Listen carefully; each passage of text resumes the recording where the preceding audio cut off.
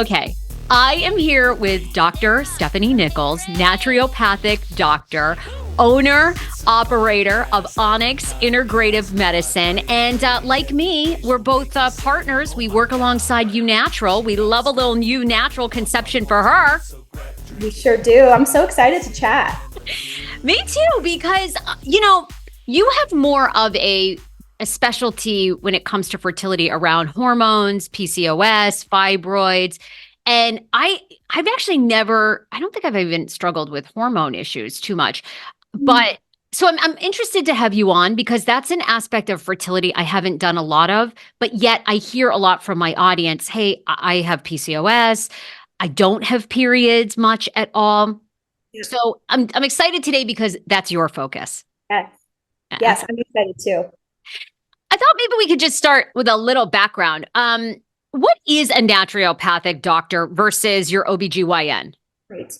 That's a really good question because a lot of people hear naturopathic doctor and they think, oh, it's just natural. You just swap things out for natural stuff. And there's actually a deeper philosophy that's the cornerstone of naturopathic medicine, which is identify and treat the root cause. So in conventional medicine, they're taught a bit more, here's the diagnosis, here's the medication, right? You have anxiety, here's the drugs that treat anxiety, right? Whereas naturopathic medicine instead would ask the question, why? So you come to me with anxiety. I'm like, okay, well, why? We would talk about your life circumstances. We'd talk about your hormones, nutrient deficiencies, some of these underlying imbalances that are causing the condition. And then we work on solutions that can address those underlying root cause imbalances. A lot of times it is natural therapy, but we do, and we're fully trained in pharmacology and drugs. So we're able to utilize those when needed or help people get off those medications if they're not needed. It's so good. I always say I love mixing Eastern and Western medicine. Because I just think there's a need for both, right? I mean, doctors are amazing here in the US for doing lots of things, saving your life, delivering babies. But a lot of times they don't give you nutritional advice. They don't tell you really what supplements you should be taking. Yep. Even I love on your TikTok, which we're going to talk about, you even get into herbal teas, and I'm a big tea girl. So I love learning like what we can be doing to always make our bodies healthy. And that's the piece too, is not just treating disease, but empowering people to kind of optimize their health. So there's that gray area of like, okay, I'm not sick, I'm not dying, but I'm not feeling my best. And that's where we come in to say, hey, how can we optimize? Yeah. And I mean, really all of us I think now more than ever, right? With the internet, we're getting educated in food, our food sources, what food does to you physically, anxiety wise, period wise. But nobody knew that 25 years ago, or people did, but they weren't talking about it like they are now. Yeah. Right. So much more important. Was there something specific that brought you into this field? Was it your own health, or are you in the family biz? Like what made you go, I want to be a naturopathic doctor? Yeah, definitely not in the family biz. But I started off in nutrition. So I was in school to be a dietitian. So I went through the 5-year program, which was fabulous. Like we've got to learn so much intricate biochemistry knowledge on how all the vitamins affect different systems in the body. And I was fascinated. And then we kind of got to the end of the program and they handed us a food guide. I grew up in Canada, so it was the Canada Food Guide, which is the same pyramid you guys have here in the US. And I was like, really? This is what we use to coach people for nutrition? And so I felt like I had all this knowledge and I felt like I had this food guide that was so limiting. And it didn't take into consideration food sensitivities or just the quality of food, right? According to the food guide, you can eat white Wonder Bread and canned foods all day and you've met the quota. So I was like, okay, I know that there's more. I know nutrition has a profound impact on health, but I want to be more at the forefront of somebody's health. And so that's where naturopathic medicine comes in. So that was just the easy next logical step for me because it just takes things even farther. Yeah, that's great. I mean, I love because every day you get to help somebody, you get to change their life. Yes. Obviously today we want to talk fertility, how to get pregnant, how to stay pregnant. That's my problem. But A lot of women listening are trying to get pregnant. Yeah. It seems like from everything I've seen about you, read about you, is hormones like the first step in figuring out your fertility journey? I would say so. And hormones is a broad term, right? Like most people hear hormones and they think estrogen, progesterone. Yeah. But hormones also include thyroid. It also includes insulin, cortisol, vitamin D. Vitamin D is really more of a hormone than it is a vitamin. So, yes, to the answer of hormones, but we have to think of hormones like much broader. All right. So, how does a woman even know that they might have a hormonal imbalance? Testing. I mean, there's key symptoms, right? I mean, some of them are obvious where it's like, I haven't had a period in 6 months. Likely there's a hormone issue there, right? But there's so many small hormone imbalances that you can have and still feel normal. And I think a big part of this is as women, we're not really told or educated, like, what is normal? Like, okay, me and all my friends have really heavy periods. We miss them sometimes. Our boobs hurt before we have our period. That's normal, right? Okay, no, it's not. It's common, but it's not normal or optimal, I should say. So that's where lab testing comes in. And the problem is, I hear this from my patients all the time. They're like, my doctor will not run my hormones. They just flat out say no. They're like, no, sorry. Yeah. So without running this, we can guess, we can say, okay, it sort of sounds like this hormone might be out of balance, but that's not really good medicine, right? Because we need to know where your hormone levels are. So testing on typically day 21 of your cycle, if you have a regular cycle, is going to give us a great assessment of where your estrogen and progesterone ratios are. Wow. So, you actually hear from women that their OBGYNs or regular doctors won't run a basic hormone panel? All day, every day. I Or saw they that. do, or they do, but they do it on the wrong day. They are mad about it. They're like, okay, fine, we'll run it. But they just go on a random day. And I'm like, well, we need it on day 21. So it's not really valuable information. But the other caveat too is a lot of Western doctors or conventional doctors are trained in pharmacology, right? So they're thinking if you have a hormone issue, we'll just put you on birth control. That's really my only option. So when everything is a nail and or a hammer, whatever that saying is, you're just going to prescribe birth control. So they think, what's the point? But in naturopathic medicine, we work with herbs, we work with other things that can optimize. I saw you did a TikTok. Your TikTok's great, by the way. It's natural.doctor.stephanie, I believe. Do I have it right? That's it. Yep. You actually did a TikTok on kind of a red flag about doctors. And you said if you're the one having to ask the OBGYN or your regular doctor to run a hormone panel, that's a red flag.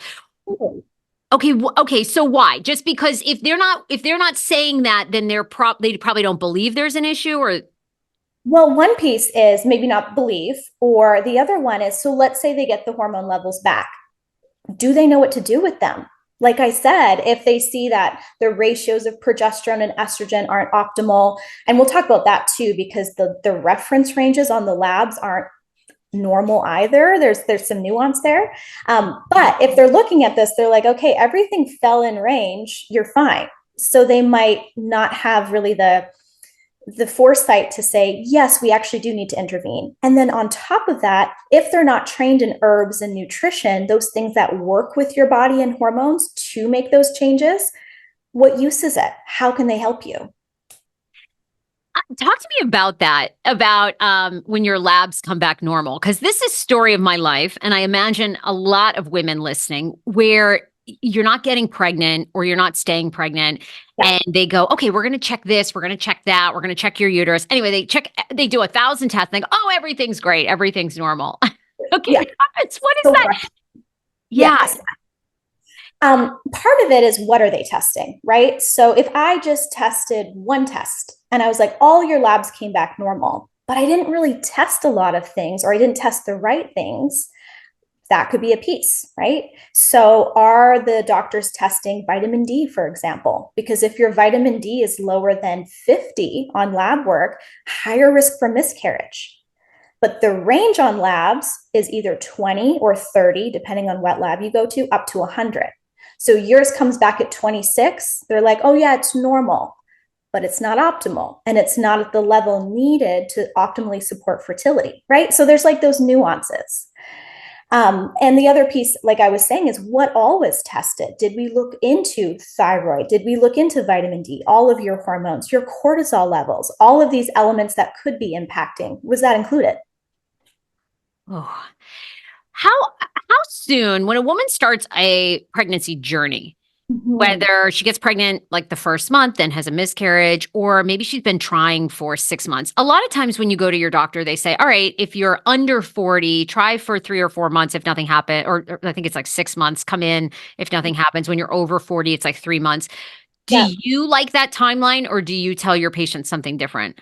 I hate that timeline. I hate it because I feel like it's reactive medicine, right? Rather than being proactive and optimizing. Because if you're trying, but you didn't realize, oh, my vitamin D was low this whole time, or my thyroid wasn't optimal, all these things can affect not only being able to conceive and carry the pregnancy to term, but the health of your baby, right? If you don't have enough of some of these vitamins and minerals on board, that can have long term effects for your baby. So, in my opinion, we should be starting before you're even thinking about getting pregnant. So, we can look at all the labs, we can talk about supplementation or lifestyle practices, dietary changes to optimize the whole process. All right. What about, let's talk PCOS because PCOS is something I hear so much from women I know that have it. What is PCOS and how many women have it? Yes. I off the top of my head, I don't know how many women have it. It's becoming more and more common, that's for sure. And so PCOS is polycystic ovarian syndrome. So it's a syndrome, which basically means kind of a collection of symptoms. So it's not like COVID, where it's like you have COVID, you have the COVID virus, you got it, right? Either you do or you don't. It's an interplay between our female hormones and our metabolic hormones, so insulin, blood sugar levels. And it's going to affect fertility because in PCOS, the kind of the three diagnostic criteria, you have to have two out of the three, is not having regular cycles. So having really stretched out cycles. Maybe you're having them every 42 days, every 60 days, you miss a period. The second is having high androgen levels. So that's testosterone and DHEA, either in blood work or signs of it. So acne, hair growth, hair loss. Huh. And then the third is having polycystic ovaries on an ultrasound, meaning a bunch of immature follicles on an ultrasound. But you can see that you could have the first two, the irregular cycles and the high testosterone symptoms or on labs, and not have polycystic ovaries and still have PCOS. So it's kind of a silly name, polycystic ovarian syndrome, because you don't need polycystic ovaries to have it. And you can actually have polycystic ovaries and not have PCOS. Oh, yeah, that is confusing. Very confusing. Yeah. And you said there's 4 different types of PCOS, right? Is that what you were just explaining, or is it a different categorization? There's four different subtypes because, like I said, it's a syndrome. So it's not like there's a virus that causes PCOS, bing, bang, boom. It's what's the root cause? What is actually causing and the root cause of this PCOS? So there's four general subtypes, and a lot of times there's crossover or you have little bits of several. But the first one would be post pill. So if you were taking birth control pills and then you stop them, you can have kind of a transient PCOS. So you start breaking out, your periods are really irregular, and a lot of times that will regulate on its own. It doesn't always, but it does in a lot of cases. The second is kind of the classic type that I think most people think about, insulin driven. So that's where high insulin levels tell the ovaries, don't ovulate, make testosterone instead. Hmm. The third type is high inflammation. So high inflammation, it does the same thing. It's like, ooh, this is kind of a hostile environment in here. I don't think we should be ovulating and making babies. So let's just shut that down. And then the fourth type is high stress, high cortisol. Same idea. Your body's like, we are under so much stress right now. There is no flipping way that having a baby and ovulating is a good idea. So let's just shut it down. Got it. Okay. And really, the ways to know that is through testing. Is through testing. Yeah. And some of it is clinical too, like talking about what are your stress levels like? What are your exposures? So it's important to work with somebody who can kind of put that all together and not only rely on labs. Yeah. And God, I mean, I would think when you're trying to have a child, the sooner you know if you are even near the spectrum of PCOS. Gosh, it's so important because that's one of the biggest challenges I hear from women with PCOS is getting pregnant and staying pregnant. Yes, it is. It is. But I've seen it happen like very often. So it can happen with the right support. Gals who do have PCOS out there, I don't think should feel hopeless or feel like just fertility is not going to be in their future. Because if you have PCOS, does it stay with you forever, or being treated in the way that you're saying it can resolve itself on its own with like fertility aids? Yes, and it depends on the person, right? So, with PCOS, it can be lifelong. So, even when you're in menopause, right, when you don't have periods anymore, because it involves metabolic factors, right, your insulin, blood sugar levels, you can still have PCOS in a sense. But for many women, we can't say it cure or anything, but it can go sort of into remission or stabilize. So, we do see that happening. What's some other fertility challenges? You hear a lot about fibroids now, a lot of women with fibroids. What about fibroids, HPV? Are there other major, whether it's hormonal or syndromes, that really impact fertility? Yeah. One thing that I see a lot, and which kind of falls back into one of the forms of PCOS, is stress levels. Being Ah, chronically okay. stressed all the time. It's just our society these days, right? All the demands of being a superwoman, where you have to, be going to the gym, keeping your body looking tight. You got to be working, taking care of kids if you have them, having a social life, not getting enough sleep, over exercising. There's so many demands. Being glued to our phones, that in general, all of our cortisol levels, which is our stress hormones, are just not in a good spot. So I think stress is a really, really big one. What do you tell people? How can they start de-stressing? Because what you just described as a daily routine sounds like a lot of us. Yeah, all of us, right? I All of think us. We're working out. We're trying to be wives. We're glued to the phone 24/7. yeah, All right, yeah, where do people start? I know. And I think the first piece is like, what they say in like AA, like recognize that you have a problem. So Yes. Hi, I'm Sarah. Yes. Yeah. being able to recognize that, this is not working for me, because life's going to keep coming at you. Your boss is going to keep wanting more of you. Your friends, everyone's going to keep wanting more. So boundary setting is a huge one. Being able to say no. I know there's like coaches out there that are all empowering women on how to say no because, Very hard. It's very hard. Yeah. it is. Even that can create stress if you start putting boundaries up. So nervous system regulation comes in. So one way we can focus on, because I don't want to just say, oh, we'll be less stressed, right? Like, how do we do that? How do we actually do that? So in terms of lifestyle, the nervous system wants to feel safe. So having very regular meals, 3 times a day, spaced at regular intervals. So your body's like, okay, I know when I'm getting fed. I don't have to worry about that.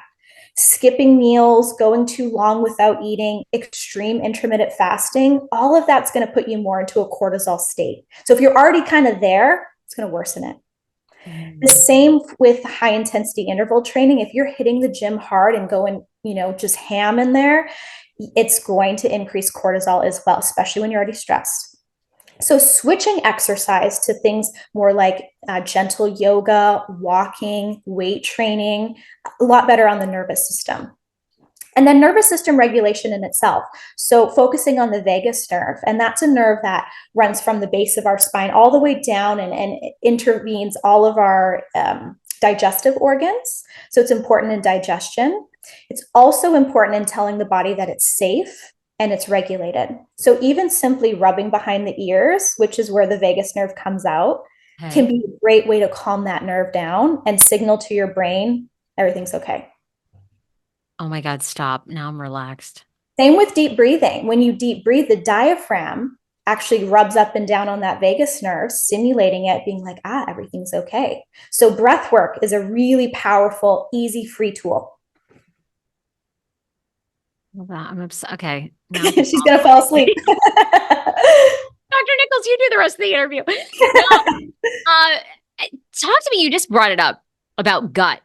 Mhm. Nobody 10 years ago talked about how your gut impacts all your fertility. Everything you darn everything. Your gut and your brain are just completely connected and the gateway to so many things. Totally.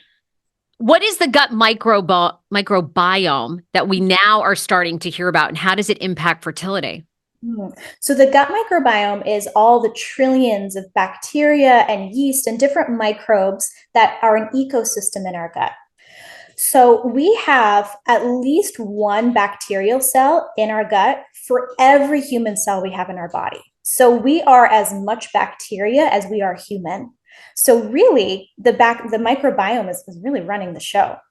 And these microbes are going to impact everything from how our digestive system functions to our immune system to hormone processing and a million other things too. So more and more research is coming out about the specific microbes that impact different systems and ways that we're damaging our microbiome, and then things that we can do to keep our microbiome healthy and functional. What are some of those? Are there, Yeah. I know it's, different person to person. Like for me, I have a very sensitive stomach and probably some little form of IBS. And again, I've done every test, the Yeah. test, a colonoscopy, and I love my, gastro guy. He's very sweet. And every time, oh, everything's great. Everything. I'm like, there's no way my stomach is in pain, but thank you for at least checking that I don't have cancer or polyps. I'm very grateful for that. So, Yeah. what can you do to start calming the stomach? And I always think the stomach is very obvious when something's wrong. Diarrhea, constipation, stomach cramps and pain.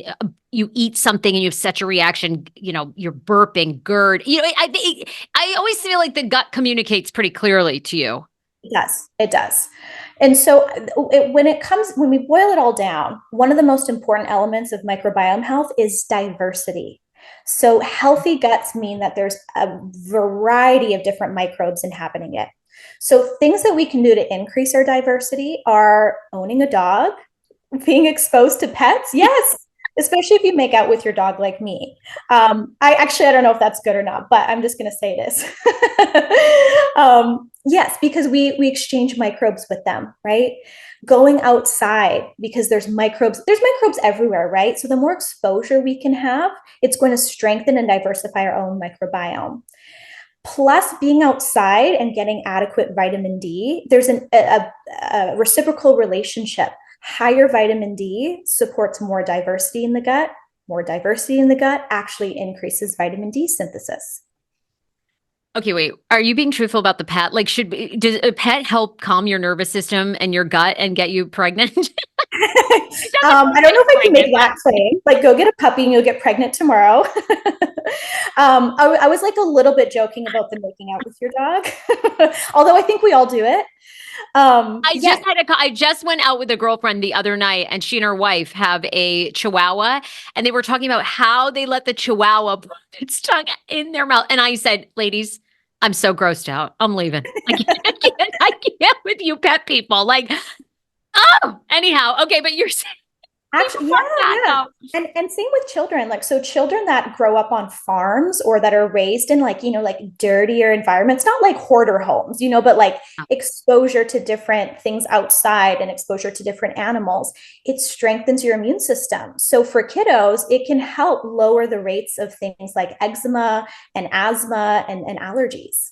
So that comes back to the microbiome. oh my God, I love you. So many women there's so many pet people that listen to my show. I'm actually probably the only not pet person. I love an animal from a distance. So Yeah. the only animal, but this, Yeah. Well, my you can husband walk wants a outside dog. then. I love pets, but they're a lot of work. I mean, they're a Yeah. lot of work. They require a lot of attention that I don't want to do. But my audience loves pets, so they will be happy to hear this. Yes. Yes. Can you talk to me about supplements? I find the world of supplements now amazing and also at times overwhelming. And also overwhelming in the sense like I never know, am I taking too many things? Am I not taking enough? Mm-hmm. So that's a very broad question, but I guess talk to me about supplements because we seem to be in the golden era of recognizing that these things are off in our body. And now we have these incredible supplement options. Yeah. But what do people need to know about them? The first is to remember what they're called, supplements, right? So they're there to supplement a healthy lifestyle. They're there to supplement your diet, right? They're not there to replace, where you can just eat poorly, not exercise, and then take a bunch of supplements and think it evens out. Somehow it doesn't. So that's number one. We want to get the majority of things that we can from diet. Now, there is a time and a place because we can't always get the optimal amount of vitamins and other things from diet. And then there's herbs and things that also help to support different systems. So that's where supplements come in. Now, knowing which ones you need to take and when can be extremely confusing, and I totally get that. So testing is important, right? Like with vitamin D, do I need vitamin D? How much should I be taking? How we know that answer is by testing in your blood work. So that can help with some elements, but there's no test to see how much ashwagandha do I need, right? That's not going to come up in blood work. So it is ideal to be able to work with somebody one-on-one who has knowledge and education in supplements to give you specific recommendations. Because if you go on the internet, you could probably find a reason to take every supplement. You're like, this is good, this is good, this is good. But is it needed for you right now? So I look at supplements as information to the body. And if you're giving yourself 15 supplements a day, it's like if I just gave you 15 different directions all at the same time, like pat your head, close your eyes, turn around. You could probably do 2 or 3 of them, but after a few more, you're like, what do you want me to do? And you just don't do anything at all. So over supplementation is just a waste and can actually be more harmful because your kidneys, your liver have to process all of that. That's great advice. Get the blood work and then right? Like what you said about vitamin D just reminded me, I ought to have it checked again because I'm on the board. I'm in the 40s, right? But to your point, you're saying to really have a healthy pregnancy, you got to be over 50. So now it's like I've got to check to make sure I'm taking conception for her. I take a prenatal as well. I drink a lot of dandelion tea. Yeah. And I was taking CoQ10, so it's like, I wonder if it is where it is now, but that's great. Get the blood test first, and then you can figure out which supplements do just that, supplement you. Yeah. Yeah. And then also, what's your focus right now? So if you're like, fertility is my number one concern. Yep. Prenatal is just a no-brainer. That's definitely needed even before you start to try to conceive. And then if you're having certain hormone imbalances or your stress are high, or if you know kind of the elements that might be the obstacle to your goal of fertility, that's where you can plug in some supplements that start to fill those gaps. If you were to say 3 things everybody could do right now to start thinking about getting pregnant, what would they be? I would say definitely starting a prenatal. I feel like that is a no-brainer because there's certain vitamins that if you're not supplementing until you know you're pregnant, it can be too late. So you really want to get on that before you're even thinking about getting pregnant. The second tip I would say is making sure that your diet is very varied. So you're eating a variety of foods because that's going to fill nutrient gaps. And the diversity of food is going to be amazing for your microbiome. And we know the microbiome has an impact on inflammation, stress levels, sleep, like everything. So eat a variety of foods to support that.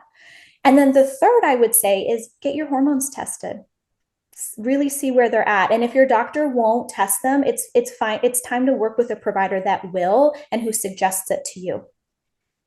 How do you know when you're overdoing it on supplements? If you are looking at your counter and there is more than 5 bottles there, that's maybe a sign, right? But there are people in certain circumstances that need more than that. So that's a caveat. Everyone's different. But if you're constantly popping pills all day long, that's one. The second one is if you were to stop all your supplements for a month and you feel no different, are those supplements really helping you? Right? If your sleep still sucks while you're taking supplements, your energy's poor, you're not seeing an improvement in the symptoms for why you're taking the supplements, what are they doing? Probably nothing. Do you recommend for your clients to really see how you kind of said this before, testing the supplements, but to really check in with how they feel? I bring this up because I was taking CoQ10. Yeah. 600 milligrams. So the 200 milligrams pill 3 times a day. When I tell you, I felt like I was on crack. I couldn't sleep. I mean, my brain was working overtime. I was like, I actually felt like I was on speed to the Yeah. point I called Yeah. my IVF doctor. I said, "Is this normal?" And she said, "You probably would adjust to it after a while, but obviously your body is trying to tell you something. So why don't we go back down to like, why don't you try 200 and see how you feel?" And then so anyhow, 200 in the morning is good. If I take CoQ10 at night before I go to sleep, I'm up all night. I'm like making plans. I'm starting businesses. It's out of control. Yes, All right. yes. So do you hear that from your clients? I mean, some of these supplements, right? I mean, they're not for everybody. They're not, and they're not. And I could have 100 different patients that a certain supplement has been fabulous for, but I'm not going to assume that the next person it's going to be perfect for. So it might be one of my go-to options, but if they come back to me and they said, this gave me a terrible stomach ache, or I have brain fog, or it caused something, I believe them. I don't just say, well, it worked for other people, it should be working for you, because everybody's body is different. Everybody's microbiome is a little different. So that's where individualization of supplements come in, and listening to your patients or your clients to know what works. So good because I had such a reaction to that, and they said, yeah, it does happen sometimes. So why don't you pull back from that? Whereas other things I take, conception for her is easy, I find very easy to take. With twice a day with food. I don't have any jittery reaction ever. Or stomach issues or any trouble. And I'm obsessed with teas. So I thought we could talk tea. Can Yes. everybody that's trying to get pregnant, stay pregnant, work on their fertility issues, is tea good for everybody, herbal teas? I hate to say everybody, because there's going to be somebody who are like, oh, it caused, there's Yeah, always right. a Okay, that I should. Yeah, you're right. I should never say that because what you said was brilliant. Nothing, not one thing works the same for everyone ever, ever. We're all just totally different. Right. But I feel like in general, teas are like a really fun, easy way to start integrating some like herbal medicine into your routine. But it's very much still food as medicine, which I love because it's a beverage. But teas can be very powerful in their actions for fertility, for anxiety, for sleep, whatever you need. Any favorites that you like? Yes. One of my favorites is burdock root. It has and this one it's not like a tea leaf that you boil. We have to do it in a decoction, meaning you actually put the roots of the burdock into a pot and boil it actively with water. So you have to make it a little different. But burdock is oh, it's so great tasting. It's very like earthy, and it's great for your skin. It has an affinity for the skin. So if you're struggling with like acne or skin issues, and then it also helps the liver. So detoxing the liver and promoting health that way. What does the liver have to do with your fertility? Well, the majority of our hormones have to be, after we make them, they have to be conjugated, broken down, eliminated. A lot of that happens through the liver. And so when we think about estrogen goes through phase 1 and phase 2 detoxification through the liver. And so if the liver doesn't have the right cofactors, it can mean that estrogen levels become higher than optimal. And we can support that though. But liver is a big piece of estrogen metabolism. I love that's what I was told when I went and saw a naturopathic doctor here. He's like, your liver is probably telling you that it's not happy. And then I've been drinking teas like dandelion tea, and now I'm going to try the one you recommended. And I noticed such a huge difference. Oh, good. Oh my God, way better, way better. Yeah.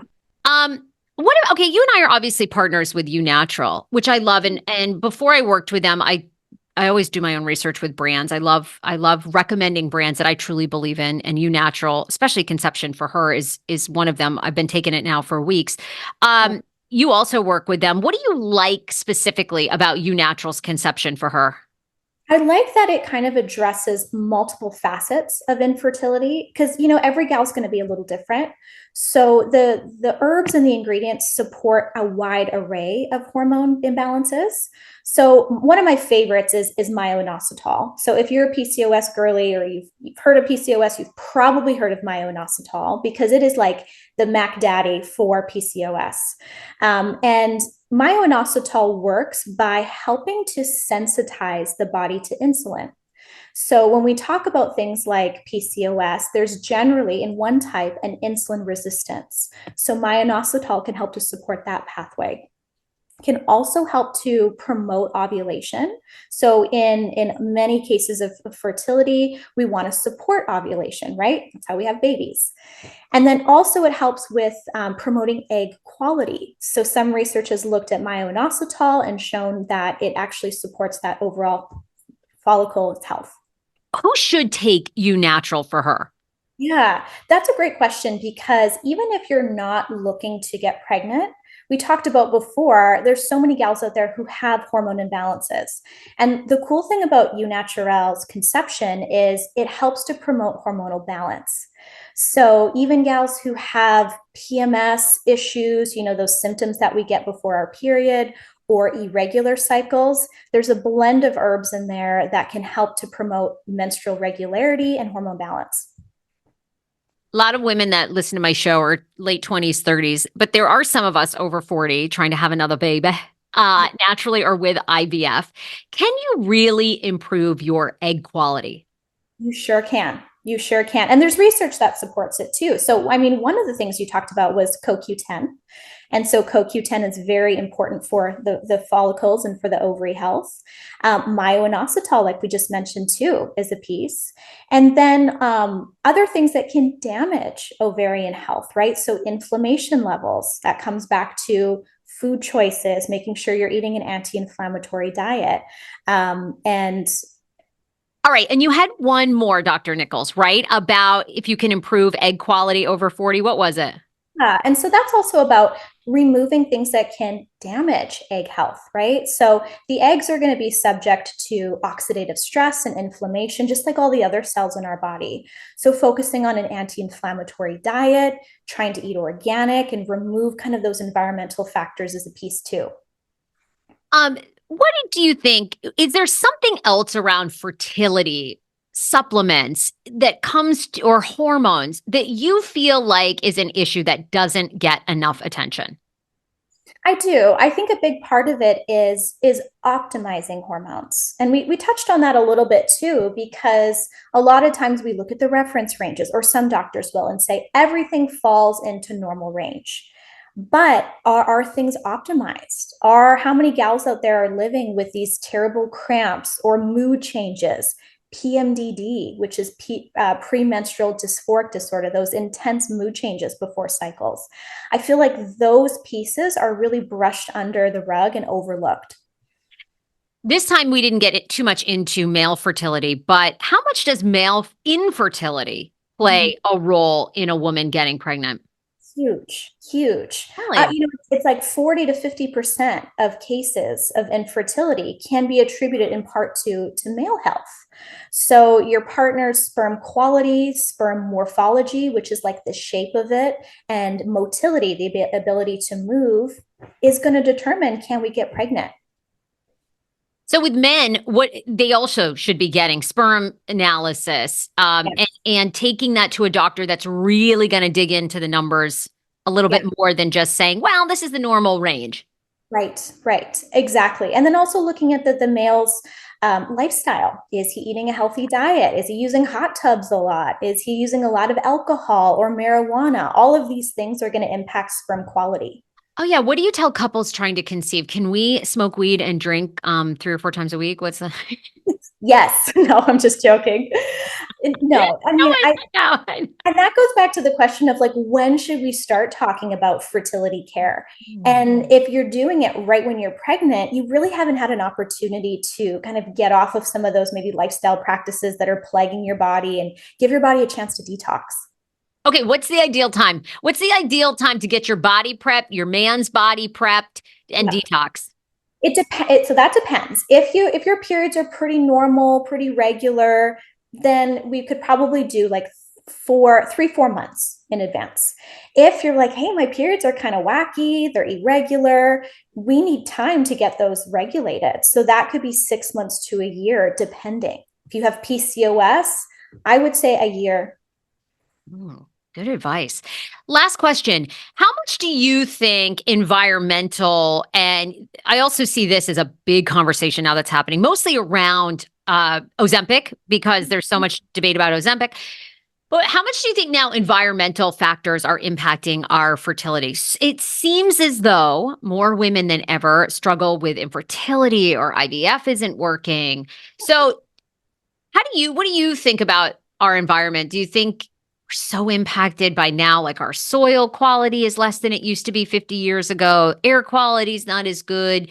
We use so many plastics. I try not to use plastic.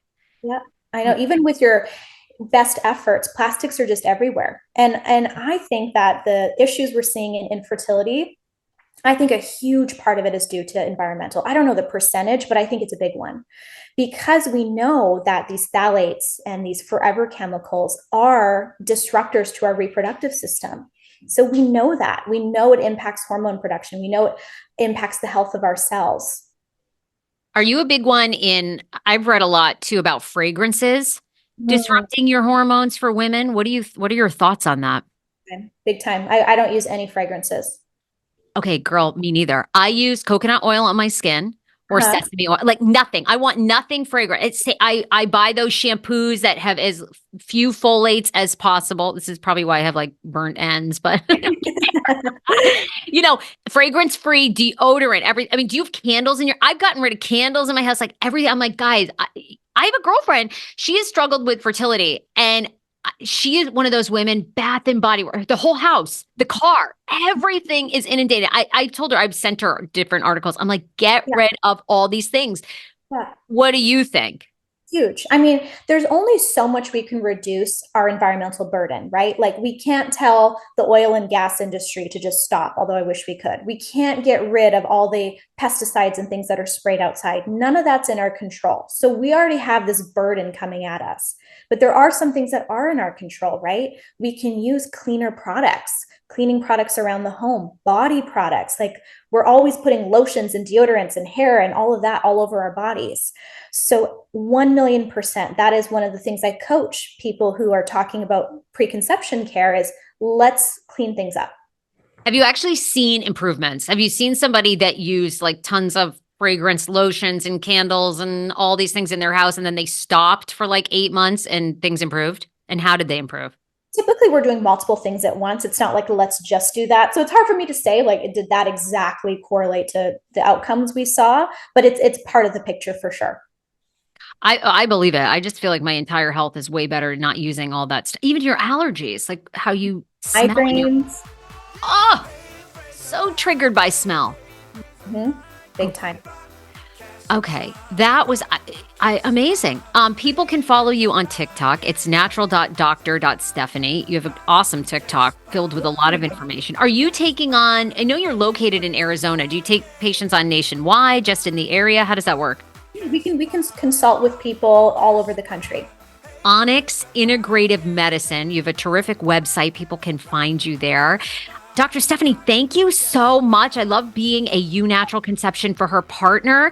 And are you, U Natural is so accessible. Like their whole team has, if people have any questions about it, but obviously we said our audience can reach out to you if they have questions about their fertility or want to become a client or U Natural. So you're Yes, open. absolutely. Love it. Thank you so much for being here. No, it was great. Thanks so much.